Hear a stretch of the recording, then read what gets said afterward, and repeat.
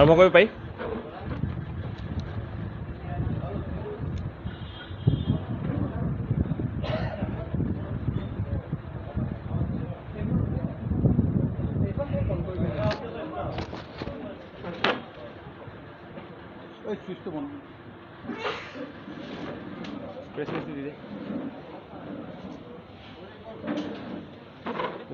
দি দে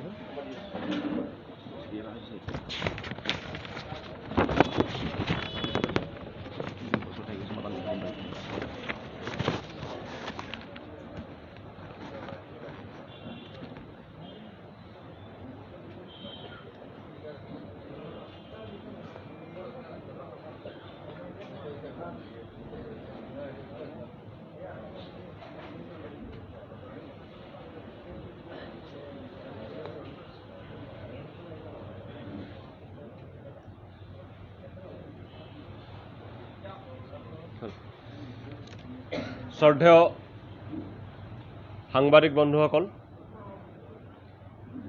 ইতিমধ্যেই কালি আমি ঘোষণা কৰিছোঁ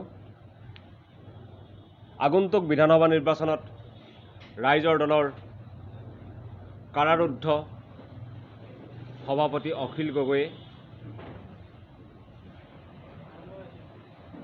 108 নং শিৱসাগৰ বিধানসভা সমষ্টিতে কেৱল প্ৰতিদ্বন্দ্বিতা আগবঢ়াব। এজন বিজেপি বিৰোধী বিধায়ক বঢ়াই অনাৰ স্বাৰ্থত ৰাইজৰ দলে মৰিয়নি সমষ্টিত প্ৰতিদ্বন্দ্বিতা নকৰাৰ সিদ্ধান্ত গ্ৰহণ কৰিছে আৰু তাৰ কাৰণে আমি পুনৰবাৰ মৰিয়নিবাসী ৰাইজ মৰিয়নিৰ বিভিন্ন দল সংগঠনৰ ওচৰত আমি ক্ষমা বিচাৰিছোঁ। আজি ৰাইজৰ দলৰ কাৰাবন্দী সভাপতি অখিল গগৈয়ে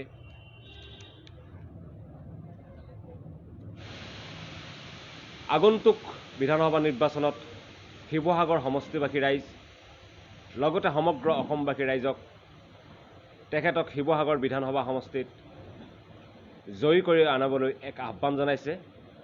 এই আহ্বান কাৰাবন্দী সভাপতি অখিল গগৈৰ হৈ মই পাঠ কৰি দিবলৈ আগবাঢ়িছোঁ। 2021 চনৰ বিধানসভা নিৰ্বাচনত ঐতিহাসিক 108 নং শিৱসাগৰ বিধানসভা সমষ্টিত অখিল গগৈক ভোটদান কৰিবলৈ শিৱসাগৰবাসীক অনুৰোধ জনোৱাৰ লগতে সমগ্ৰ অসমৰ দেশপ্ৰেমিক নাগৰিকসকলক তেখেতৰ নতুন যাত্ৰাত সহযোগ কৰিবলৈ আৰু হাতে কামে তেখেতক 2021 চনৰ বিধানসভা নিৰ্বাচন জয়ী কৰাবলৈ শিৱসাগৰলৈ আহিবলৈ আমি ৰাইজৰ দলৰ পৰা আহ্বান জনাইছোঁ। অখিল গগৈ ৰাইজলৈ বিনম্ৰ আহ্বান। শ্ৰদ্ধেয় অসমবাসী ৰাইজ, 1. মই অসম বিধানসভাত অসমবাসী ৰাইজৰ মুখপাত্ৰ হ'ব খোজোঁ।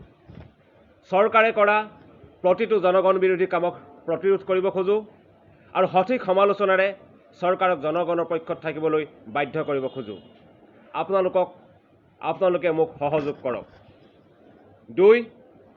অসম চৰকাৰখনে যাতে দিল্লীৰ ওচৰত আত্মসমৰ্পণ নকৰে, ৰাইজৰ প্ৰতিনিধিসকল যাতে দিল্লীৰ এজেণ্ট নহয়, ৰাইজৰ প্ৰতিনিধিৰূপে দিল্লীত জাতিটোৰ সমস্যা আৰু স্বাৰ্থক যাতে দৃঢ়তাৰে তুলি ধৰে, তাৰ বাবে মই যুক্তি আৰু তথ্যৰে সকলো জনপ্ৰতিনিধিক পতিয়ন নিয়াব খোজোঁ আৰু অথবা সতৰ্ক কৰি দিব খোজোঁ। বিধানসভাত লোৱা যিকোনো জনগণ বিৰোধী সিদ্ধান্তৰ বিৰুদ্ধে আৰু অসমবাসীৰ মৌলিক সমস্যাৰ স্থায়ী সমাধানৰ বাবে সিংহৰ দৰে গৰজি উঠিব খোজোঁ। 4. অসমৰ মৌলিক সমস্যাসমূহ সমাধানত বিজ্ঞানসন্মত পথ ল'বলৈ দিছপুৰ আৰু দিল্লীক বাধ্য কৰিব খোজোঁ। 5. সংসদীয় ৰাজনীতিৰ প্ৰতি ক্ৰমান্বয়ে গঢ়ি উঠা অনাস্থা আৰু বিশ্বাসহীনতাৰ বিপৰীতে বিশ্বাস আৰু আস্থা আৰু জাতিৰ ভৱিষ্যত নিৰ্মাণৰ স্থলীত পৰিণত কৰিব খোজোঁ। মই দৃঢ়তাৰে কওঁ যে ৰাজপথৰ সংগ্ৰামৰ পৰা পলায়ন নহয়, জনগণৰ সংগ্ৰামক বিধানসভাত সংসদত দৃঢ়তাৰে উত্থাপনৰ বাবে এয়া এক উত্তৰণ। 2021 চনৰ বিধানসভা নিৰ্বাচনত মই ঐতিহ্যপূৰ্ণ 108 নং শিৱসাগৰ বিধানসভা সমষ্টিটোৰ প্ৰাৰ্থীৰূপে সকলো শিৱসাগৰ সমষ্টিৰ ৰাইজৰ মৰম আৰু আদৰ বুটলিব খোজোঁ। মোক এই সমষ্টিটোত ভোট দি অসমৰ আপোচবিহীন জাতীয় সংগ্ৰামখনক আগুৱাই নিয়ক। 7. অসমক ভাল পোৱা আৰু ৰাজনৈতিক কৰ্তব্য পথলৈ ঠেলি দিয়াৰ বিৰোধিতা কৰা আৰু মূল্যবোধৰ ৰাজনীতিত বিশ্বাস কৰা সকলো অসমবাসী সচেতন নাগৰিকে মোক শিৱসাগৰ সমষ্টিত ভোটযুদ্ধত জয়ী হোৱাত সহায় কৰক। 8. মই অসমৰ সকলো সদাশয় নাগৰিকসকল আৰু সচেতন যুৱক যুৱতীসকলক অনুৰোধ জনাওঁ শিৱসাগৰ নিৰ্বাচনৰ বাবে আপোনালোকে মোৰ হৈ প্ৰচাৰ আৰু ভোট সংগ্ৰহ কৰিবলৈ শিৱসাগৰলৈ আহক অন্ততঃ এসপ্তাহ 10 দিন থাকি শিৱসাগৰত ৰাইজৰ দলৰ প্ৰচাৰ অভিযানত যোগদান কৰক বিধিগতভাৱে এজন প্ৰাৰ্থীৰ নিৰ্বাচনৰ খৰচ নিৰ্ধাৰণ কৰা হৈছে 30 লাখ মই যেহেতু কাৰাৰুদ্ধ হৈ আছো আৰু মোৰ কোনো জমা টকা নাই সেয়ে অসমবাসী সকলো নাগৰিককে মোক আৰ্থিকভাৱে সহায় আগবঢ়াবলৈ অনুৰোধ জনাইছো যিসকলে ভোট যুদ্ধৰ বাবে মোক দান বৰঙণি দিব খোজে তেখেতসকলে তলৰ বেংক একাউণ্টত সেই ধন জমা দিব পাৰিব বেংকৰ নাম ভাৰতীয় ষ্টেট বেংক দিছপুৰ শাখা account number 4061709121 IFSC code SBIN 0003030 মই আকৌ এবাৰ কৈ দিছোঁ অখিল গগৈক ভোট যুদ্ধৰ বাবে যিসকলে দান বৰঙণি দিব বিচাৰে তেখেতসকলে ভাৰতীয় ষ্টেট বেংকৰ দিছপুৰ শাখাৰ 4061709121 একাউণ্ট নম্বৰত অখিল গগৈক ভোট যুদ্ধৰ বাবে দান বৰঙণি দিব পাৰিব আৰু এই একাউণ্ট নম্বৰৰ IFSC কোড হৈছে SBIN 0003030 এইটো নিৰ্বাচন আয়োগৰ নিৰ্দেশনাত খোলা সম্পূৰ্ণ এক নতুন একাউণ্ট আৰু ইয়াৰ তন্ন হিচাপ নিৰ্বাচন আয়োগক দিব লাগিব একাউণ্ট নম্বৰটো মই আকৌ এবাৰ কৈ দিছোঁ 4061709121 IFSC কোড SBIN 0003030 10 নম্বৰ শিৱসাগৰবাসীক মই প্ৰতিশ্ৰুতি দিওঁ ৰজাদিনীয়া শিৱসাগৰৰ ঐতিহ্য আৰু অৰুণোদয়ৰ পৰা আৰম্ভ হোৱা শিৱসাগৰৰ আধুনিক বৌদ্ধিক ঐতিহ্যৰ সমন্বয়েৰে শিৱসাগৰ সমষ্টিক এনেকুৱা জাকত জিলিকাকৈ সজাম যে প্ৰকৃত অৰ্থতে শিৱসাগৰ ভাৰতবৰ্ষৰ আইকনিক ছাটত পৰিণত হ'ব শিৱসাগৰক অসমৰ অন্যতম শিক্ষিত সমষ্টিৰূপে গঢ়ি তুলিম প্ৰতিটো পৰিয়ালৰ এজনকৈ সদস্যক স্থায়ী সংস্থাপনৰ আঁচনি ল'বলৈ প্ৰতিটো পৰিয়ালক বিশুদ্ধ খোৱা পানী যোগান দিবলৈ প্ৰতিডৰা পথাৰত জলসিঞ্চনৰ ব্যৱস্থা কৰি বছৰৰ সকলো সময়তে খেতি কৰা আদৰ্শ সমষ্টিৰূপে গঢ়ি তুলিবলৈ প্ৰতিটো পৰিয়ালক মাটিৰ পট্টা দিবলৈ বানখহনীয়া সমস্যাৰ সমাধান কৰিবলৈ শিৱসাগৰ নগৰক শ্ৰেষ্ঠতম চাফ চিকুণ নগৰ ৰূপে গঢ়ি তুলিবলৈ আৰু শংকৰ আজানৰ ঐতিহ্যৰে শিৱসাগৰক সমন্বয়ৰ সংস্কৃতিৰ থলীৰূপে গঢ়ি তুলিবলৈ মোৰ তন মন আৰু চৰকাৰী বেচৰকাৰী ধন ঢালি দিম 11 মুঠতে মোক বিধায়ক ৰূপে জয় কৰক মই মোৰ সৰ্বোচ্চ ঢালি দিম শিৱসাগৰৰ লগতে দেশ মাতৃৰ সেৱাৰ বাবে কথা দিলোঁ বিধায়ক পুঁজিৰ প্ৰতিটো নয়া পইচাৰ সৎ ব্যৱহাৰ হ'ব কথা দিলোঁ শিৱসাগৰৰ প্ৰতিটো চৰকাৰী কাৰ্যালয় জনগণ অনুকূল কৰা হ'ব দুৰ্নীতিমুক্ত আৰু স্বচ্ছ কৰিবলৈ সৰ্বোচ্চ প্ৰকাৰৰ চেষ্টা কৰিম কথা দিলোঁ সমষ্টিবাসীৰ সুখে দুখে সদায় একেলগে থাকিম ৰাইজে বেয়া পোৱা কোনো জাতিদ্ৰোহী কাম নকৰোঁ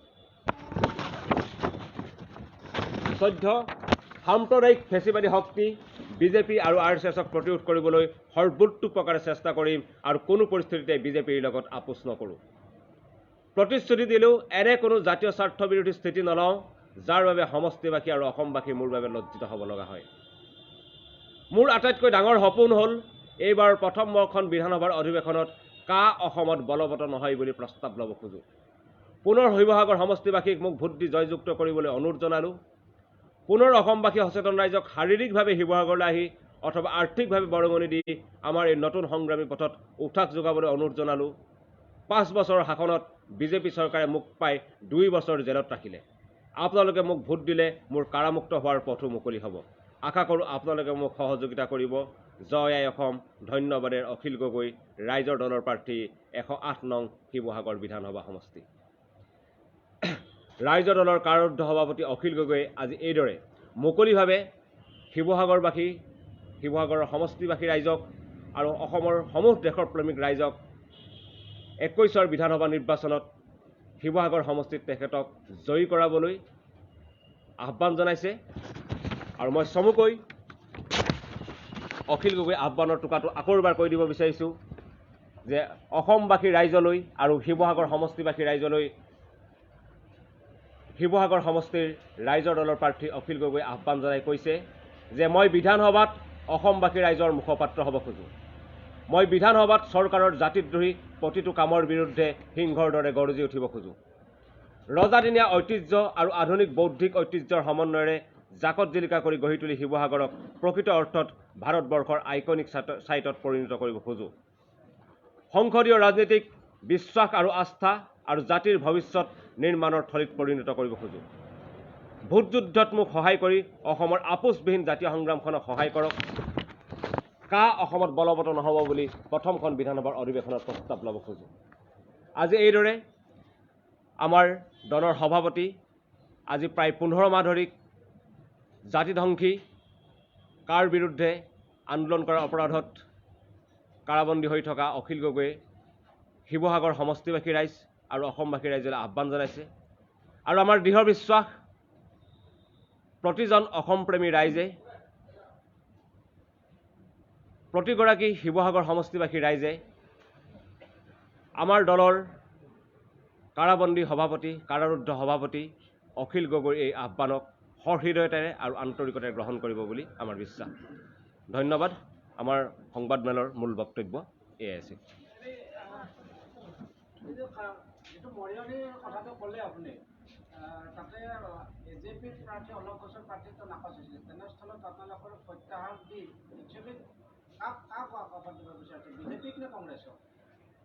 আমি কাকো ৱাক অভাৰ দিবলৈ মৰিয়নি সমষ্টিত বিধানসভা সমষ্টিত প্ৰতিদ্বন্দ্বিতা আগবঢ়োৱা নাই। যিহেতু দলৰ কাৰাৰুদ্ধ সভাপতি অখিল গগৈয়ে দুটাকৈ সমষ্টিত মনোনয়ন দিছিল আৰু ৰাইজৰ প্ৰবল দাবী আহিছিল যে এটা সমষ্টিত প্ৰতিনিধিত্ব কৰিব লাগে আৰু এটা সমষ্টিত প্ৰতিনিধিত্ব কৰি অন্যটো সমষ্টিত বিজেপি বিৰোধী বিধায়ক যাতে জিকি আহে তাৰ কাৰণে তেখেতে আমি দলে পদক্ষেপ গ্ৰহণ কৰিব লাগে আৰু বিজেপি বিৰোধী শিবিৰৰ যাতে ভোট বিভাজন নঘটে তাৰ কাৰণে আমি এই সিদ্ধান্ত গ্ৰহণ কৰিছোঁ। আমি পুনৰ দৃঢ়তাৰে ক'ব খুজিছোঁ, আমি বাৰম্বাৰ কৈ আহিছোঁ যে বিজেপি বিৰোধী শক্তিক ঐক্যবদ্ধ কৰিবৰ কাৰণে বিজেপি বিৰোধী শক্তিক আগন্তুক 21 বিধানসভা নিৰ্বাচনত জয়ী কৰাই আনিবলৈ আমি ৰাইজৰ দল দৃঢ়ভাৱে সংকল্পবদ্ধ আৰু আমি যে এই কথাত সঁচাসঁচিকৈ দৃঢ়ভাৱে সংকল্পবদ্ধ তাৰ নিদৰ্শন কালি আমি মৰিয়নি সমষ্টিত প্ৰাৰ্থিত্ব প্ৰত্যাহাৰৰ জৰিয়তে দাঙি ধৰিছোঁ।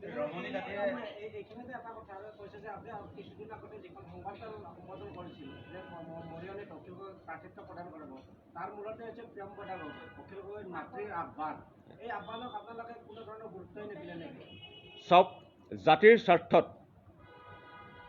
স্বাৰ্থত অখিল গগৈয়ে নিজৰ মাতৃৰ কাটৰ আহ্বানকো নেওচা দি মৰিয়নি সমষ্টিত প্ৰাৰ্থিত্ব প্ৰত্যাহাৰ কৰিছে আৰু আমাৰ এই ত্যাগক আজি কোনো স্বীকৃতি নিদিলেও আমি জানো যে প্ৰতিজন অসমপ্ৰেমী নাগৰিকে এদিন হ'লেও এই কথা বুজি পাব আৰু ইতিহাসে জাতিদ্ৰোহী বিজেপিক পৰাভূত কৰিবলৈ ৰাইজৰ দলে আৰু ৰাইজৰ দলৰ কাৰাৰুদ্ধ সভাপতি অখিল গগৈয়ে কৰা এই চৰম ত্যাগক নিশ্চিতভাৱে এদিন স্বীকৃতি দিব।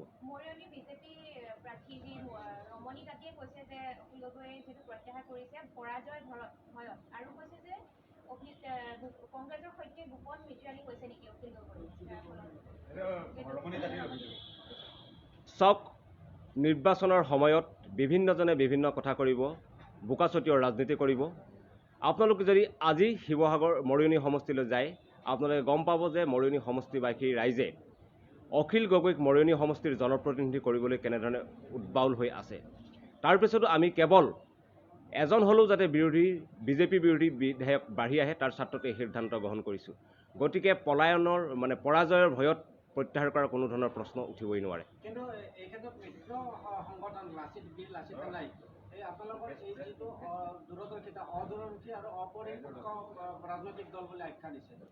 চাওক, এই মুহূৰ্তত বিভিন্নজনে বিভিন্ন কথা ক'ব আৰু আমি ভাবোঁ আমি এক পৰিপক্কৰ সিদ্ধান্ত গ্ৰহণ কৰিছোঁ। বিভিন্নজনে বিভিন্ন কথা ক'ব কিন্তু আমি আমাৰ যি নীতি সেই নীতিত অচল আছোঁ আৰু আমাৰ এই নীতি হ'ল 21 বিধানসভা নিৰ্বাচনত যিকোনো প্ৰকাৰে বিজেপিক প্ৰতিহত কৰিব লাগিব, বিজেপি বিৰোধী প্ৰাৰ্থীক জয়ী কৰাই আনিবলৈ বাস্তৱসন্মত ৰণকৌশল গ্ৰহণ কৰিব লাগিব। তাৰ কাৰণে আমাৰ যি ৰণনীতি সেই ৰণনীতিত আমি অবিচল হৈ আছোঁ। আমি এটা উমৈহতীয়া চিম্বলৰ কাৰণে আমি আবেদন কৰিছোঁ আৰু আজিৰ ভিতৰত আমি এটা উমৈহতীয়া চিম্বল পাম বুলি আশা ৰাখিছোঁ আৰু ৰাইজৰ দলৰ প্ৰাৰ্থীসকল ইতিমধ্যে ৰাইজৰ হৃদয়ে হৃদয়ে সোমাইছে। আমি ভাবোঁ যে এই ক্ষেত্ৰত প্ৰতীক চিহ্ন বহুত বিশেষ সমস্যাৰ সৃষ্টি নকৰিব।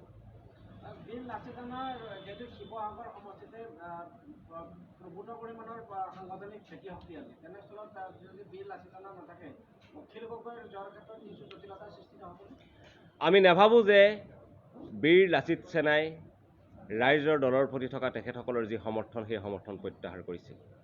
আমি যে এতিয়াও আজিৰ তাৰিখতো আমি জানো যে বীৰ লাচিত সেনাৰ প্ৰতিগৰাকী সদস্যই বিশেষকৈ শিৱসাগৰ বিধানসভা সমষ্টিত দেহে প্ৰাণে মনে প্ৰাণে লাগি আছে। আমি জানো যে বীৰ লাচিত সেনাৰ কৰ্মীসকলে আমাক অখিল গগৈক জয়ী কৰাই আনিবলৈ অহোপুৰুষাৰ্থ কৰিছে। গতিকে এনেকুৱা ধৰণৰ খবৰ মাজে মাজে আহে, এনেকুৱা ধৰণৰ ভুল ভ্ৰান্তিৰ সৃষ্টি হয়, এইবিলাক সকলো সময়ত সমাধান হ'ব। ধন্যবাদ।